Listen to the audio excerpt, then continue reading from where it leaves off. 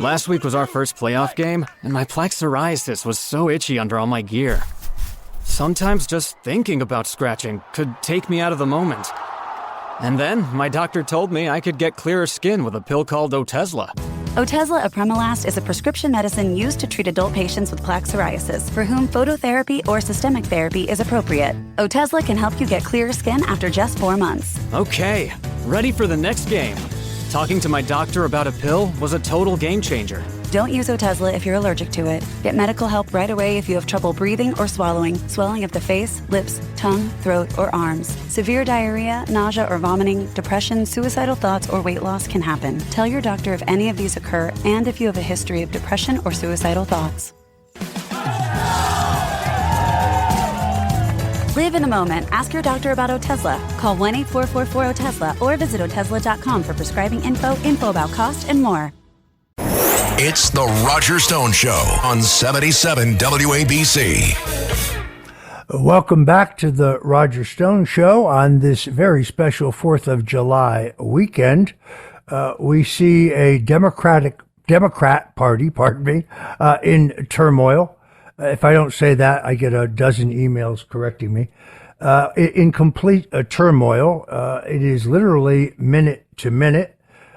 Joining me now is former U.S. Senator and 6-term Congressman from New Jersey, Robert Torricelli. Bob Torricelli is very respected by everyone in politics because prior to his election to the Congress, he was, like I have been, a political operative, a strategist, someone with a big picture outlook of American politics. He served as a deputy legislative counsel to New Jersey Governor Brendan Byrne, deputy counsel to Vice President Walter Mondale. He is a member of the Rutgers University Board of Governors from 1977 to 1982, and he is politically extraordinarily astute, and he knows everything that's going on in the Democratic Party, where he has many friends. Senator Bob Torricelli, thanks for joining us today on the Roger Stone Show. Roger, thank you very much for having me, and thanks for a very generous introduction. Well, it was heartfelt. I don't pretend to understand your party as well as I do mine. The nominating process itself is really quite different. But I had predicted some time ago that Michelle Obama would emerge after the collapse of Joe Biden. I firstly predicted that Biden would not be the nominee. Remains to be seen whether I'm right or wrong about that. My sources tell me that while many in the party would love to have Michelle Obama, that she has kind of turned away those entreaties, doesn't really want to run. My prediction was that she would be drafted. Not that she would run or plan to run or try to run, but that she would be drafted in a runaway convention. I said that only because she is, without any question, probably the most popular Democrat in the country today who's eligible. Things appear to be trending now towards Vice President Kamala Harris. On the other hand, as you said privately, this is a minute-to-minute situation where nothing is clear. So give us some overview of what's happening. Well, with your cautionary note that it is evolving so quickly, I think several things in the last 48 hours have been surprising. One, I think President Biden's situation has further deteriorated. There were a few comments made by leaders, I think, that did particular damage. I thought Nancy Pelosi's comments that he was the candidate as long as he wanted to be the candidate was less than a ringing endorsement. And clearly the major donors to the party are now sitting on their hands. So there is incredible pressure on Joe Biden. It has to be wrenching personally and for his family, but to also end his career under these circumstances. The second big surprise to me has been that I think, there's a deep Democratic bench, and I think Governor Newsom and Whitmer both came with considerable strength to this situation. Vice President Harris seems to have consolidated considerably in the last 48 hours. I think there has been some gravitation around her potential candidacy. I must say, I think that Vice President Kamala Harris is very, very underrated as a tactician, as a political survivor. Willie Brown, the mayor of San Francisco, a longtime friend of mine, many, many years on my Stone Zone International Best Men's dress list that I put out on New Year's year every day, has said as much. I think there's a tendency by Republicans to underrate her skills as a politician because of her rhetorical problems, the word salads that she often serves up. But it seems to me that she is the woman in the catbird seat. Let's go back to what Nancy Pelosi said. Can this nomination be taken from Joe Biden without his acquiescence, given the makeup of the delegates, the fact that he got 95% in the primaries? The Biden people reportedly have done a pretty good job of making sure the delegates are Biden people. If he refuses to go, can he be dethroned? Let's look at that two ways, legally and politically. Back in the day, the last time we had one of these considerable convention fights between Kennedy and Carter, and I was the staff director of the Rules Committee put there by President Carter, the answer to your question was you absolutely needed the acquiescence of the president because the delegates were bound by party rules on the first ballot. Whether they liked the candidate or not, whether they wanted to or not, they were voting for that candidate.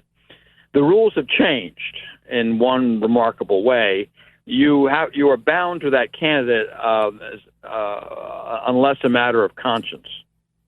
So, in fact, delegates could, if they wanted to, if they came to the view that President Biden was not able and could not serve, and it was in the country's interest, they could not vote for him. Now, as you point out, there was a screening to choose those delegates.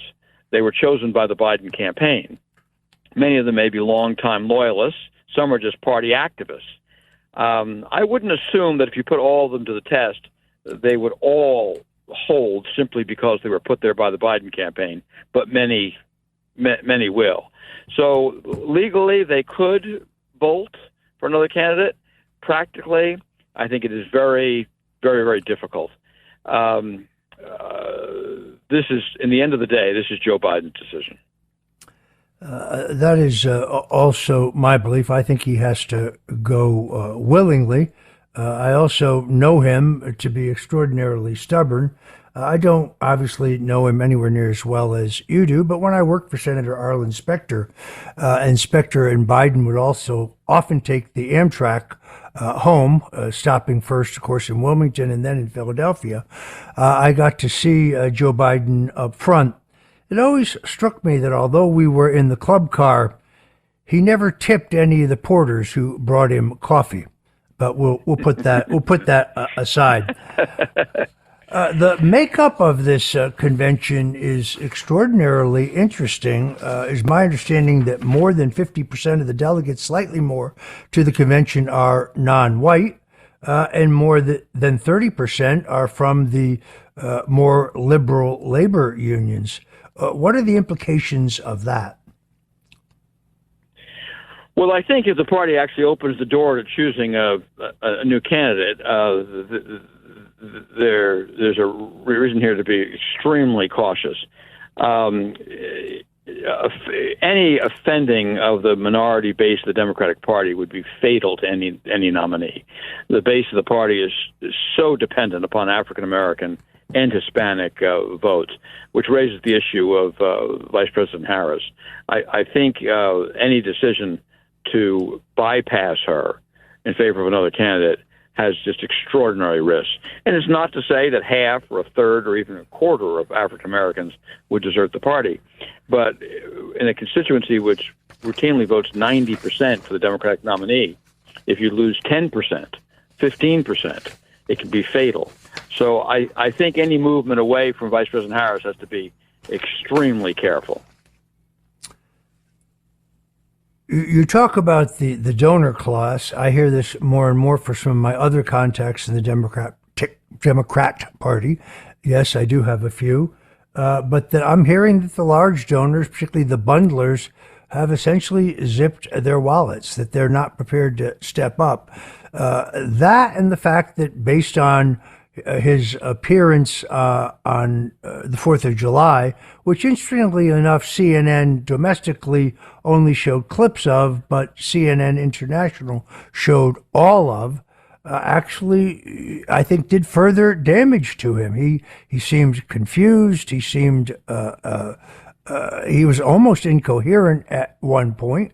I don't understand how he could possibly get through another debate. While I was one of those who said the best thing for President Trump to do right now was to say and do nothing other than continuing to hammer his own positive themes, to continue to raise record amounts of money. But being Donald Trump, on July 4th, he challenged Biden to more debates. I would also point out that he and President Biden have already agreed to one debate on September 10th with ABC. That has been confirmed. I'm not sure what happens to that debate. In your opinion, is it possible for President Biden to get through a presidential campaign without another debate? I actually think it would have been possible. The fact that the staff not only agreed to, but proposed these debates, I mean, historically, is going to be seen as incomprehensible. Whatever were they thinking? They obviously had exposure to Joe Biden on a day-by-day, hour-by-hour basis. They were watching him closely. They had to know that the risks of what happened in that first debate were likely, if not probable. But they did it anyway. And people are going to spend years analyzing exactly how they ever made that decision. Now they're committed to a second debate in September. I don't see how politically you can get out of that debate. I believe they could have gotten out of all the debates simply by saying they weren't productive or disparaging President Trump in some way or another. I don't think it would have done enormous damage. It would have been done damage, but wouldn't have been fatal. Now, to pull out of this debate once scheduled, given what happened in Atlanta, I think is impossible and keep any candidacy viable. He has to go ahead if he's the candidate. I have a theory about what happened there, but I don't think the blame belongs with Biden's staff. Having been a staffer to a presidential candidate, I note that when documents that the special counsel, Robert Hur, said that Biden had held on to in willful violation of the law were found in his garage in Wilmington, well, he blamed the staff. Again, the problem here, in my view, is not the staff, it's Joe Biden. But I think the idea here was to propose to Trump a debate proposal that he could not possibly accept. CNN, I think that may be right. Yeah. A network that is openly hostile to him, two moderators openly hostile to him, rules that would seem, based on his debate style, to be disadvantageous. No studio audience. Trump gets strength from people. He, unlike Hillary Clinton, he likes people. He gets strength from people. And then, of course, giving CNN unilateral control of the microphone so they could turn the microphones on and off when they felt like it. I did notice, by the way, one time they did let Joe Biden crosstalk in violation of their own rules. They had his microphone on while Trump was speaking. But putting that aside, I think that they thought that Trump would unilaterally reject this invitation. That would allow Biden to say, well, you see, he said anytime, anywhere. I proposed a perfectly reasonable venue. He refused. This issue is put to bed. No debates. I think Trump surprised them because he is a brawler. He is instinctive. He saw the challenge. It was the challenge he was for. He accepted it immediately. I know firsthand there were no meetings or staff consultations. This decision he made turned out to be a great decision. And then, oddly enough, I would argue that the debate rules in a certain way benefited him. He came across as focused, disciplined, didn't take the bait several times when Joe was lucid enough early in the debate to bait him, pounded Biden on both the border and the economy, had a very deft pivot on the question of January 6th. In the end, I think this was not the stupidest gambit by the Biden campaign until, of course, the instant that Donald Trump agreed to debate. I actually agree with almost all of that. I'll add to a little one. Donald Trump has the instincts of a cat, and to pounce on that opportunity was exactly the right thing to do. And I do agree. I think the Biden people thought they were setting up something that would not be agreed to. And CNN thought they were doing something that would work to the Biden advantage. It did not. The turning off of the mics, which was meant to handicap Donald Trump, were completely to his advantage because it gave him a verbal discipline he otherwise does not possess. But for that, he might have made the same mistake he made in 4 years ago and talk over his opponent and over himself and leave a bad impression. That actually worked to his advantage. The only thing I would add to your analysis, which otherwise I think is what history is going to establish, is that I suspect that the staff was not entirely foolish enough to put President Biden in this situation without knowledge. I suspect that, like the ego of any president or any candidate, Joe Biden himself wanted to debate in spite of all logic and probably all advice. He probably took his own counsel on this, and much to his demise. Yeah, I would just amend your comments to say I think Donald Trump has the nerve of a cat burglar. He is fearless. He's completely fearless. Senator, what is the role and influence in the Democratic Party today of former President Barack Obama? I think that's a complex question. It is the relationship between Barack Obama and the Democratic Party is not, for example, what it was between Bill Clinton and the Democratic Party. Clinton so dominated the party after he left office for a period of years by his personality, but also because of his love of politics, the people, the rules, the issues. He was engaged on a regular basis. He left the White House, but he never really walked away, and he cared about the party. Barack Obama was never a party person. He didn't come from the Democratic Party. While he was in office, he didn't do much to strengthen the Democratic Party, actually on the reverse, and largely disappeared from the public scene other than a few cameo appearances here and there for candidates when he had to. So I do not think, while there's affection for Barack Obama and there's certainly respect for him, I don't think he has the kind of deep roots in the party that you would expect from a former president.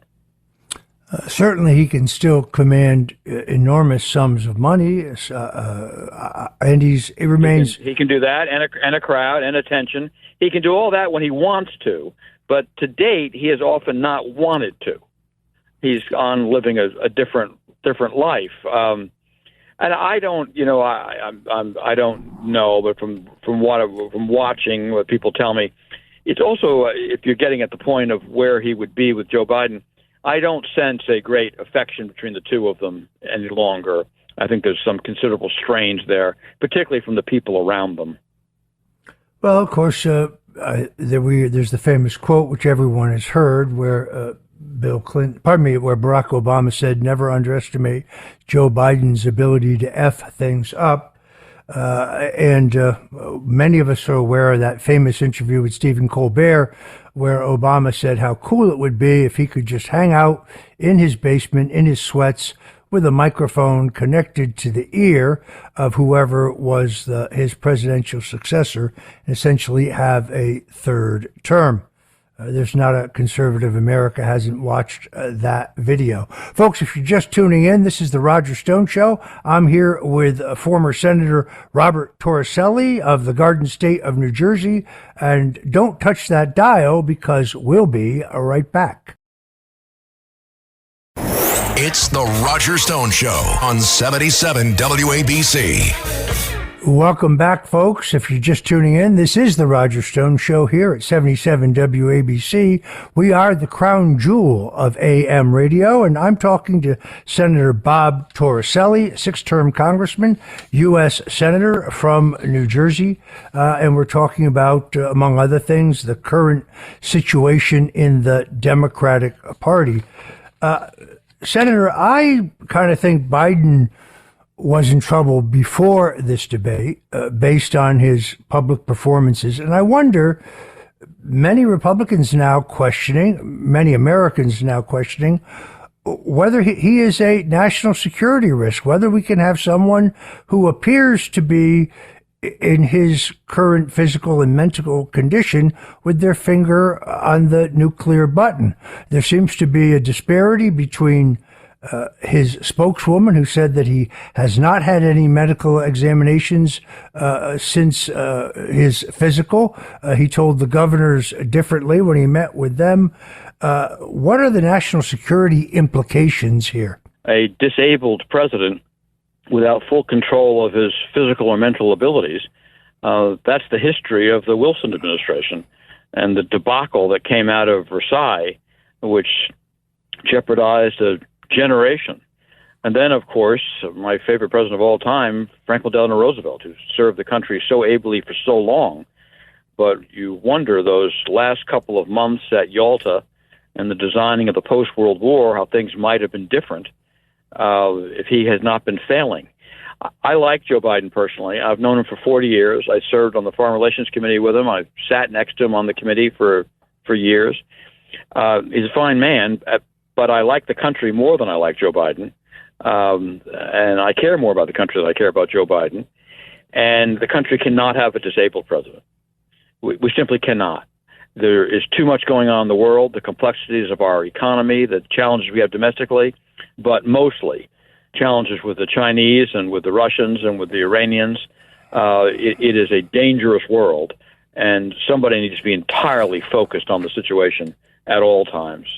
And I personally, from what I witnessed in that debate, like millions of other Americans, I hope I'm wrong. I hope he proves me wrong.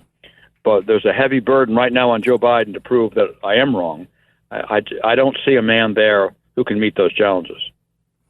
I agree with your final analysis there. I talked early in the show, of course, about Woodrow Wilson and his incapacitation. I do think we might have gotten a better deal at Yalta. Remember, the man at FDR's right elbow was Alger Hiss. The man later proved to be a Soviet spy once the records at the KGB became fully available to us. A fact exposed by one Congressman, Richard Milhouse Nixon. All politics being local, I have to ask you about the New Jersey Senate race.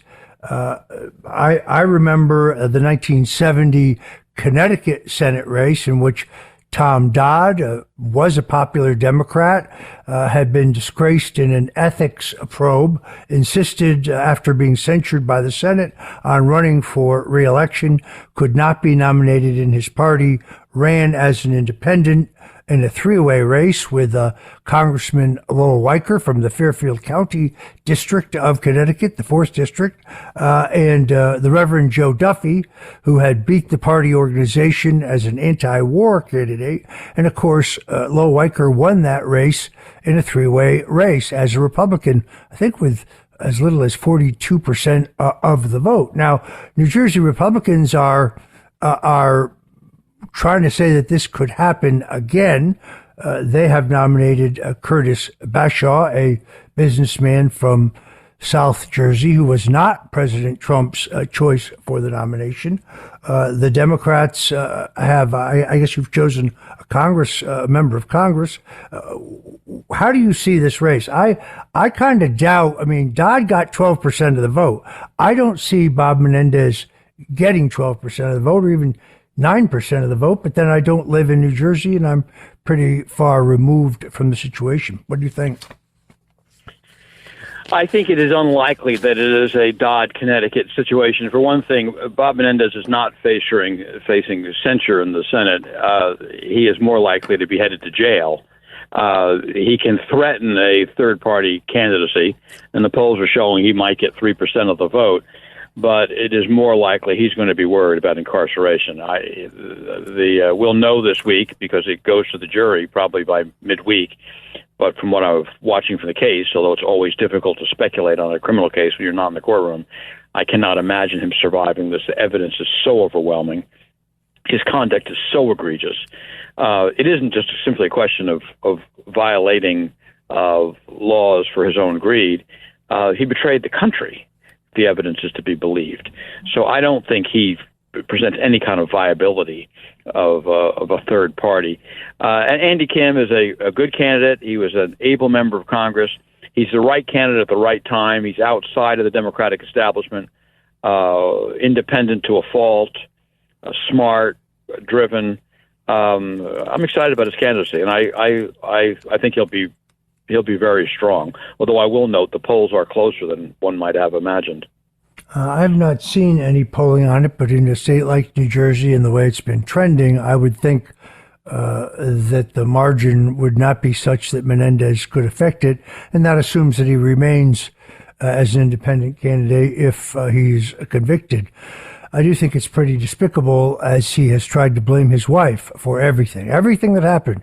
Oh, that was all my wife. This is 2 times for Senator Menendez. It's all despicable. And, I know people say to me all the time, well, these kinds of things happen in the Congress. No, they don't.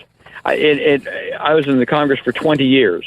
My worst opponent in the Republican Party, the people I got along with the least, I would not have suspected, accused, mentioned, even thought that they would do something that was not in the national interest. Writing a letter for a foreign government, revealing the names of U.S. Embassy employees in Cairo that could jeopardize their lives. No one has done it, and I never would have suspected it. It is despicable behavior. All right, so much for Senator Menendez. I'm afraid we are out of time. I want to thank our guest, Senator Bob Torricelli, for joining us this special July 4th weekend edition of the Roger Stone Show. Senator, thank you very much for being with us. Roger, thank you for having me. Always a pleasure.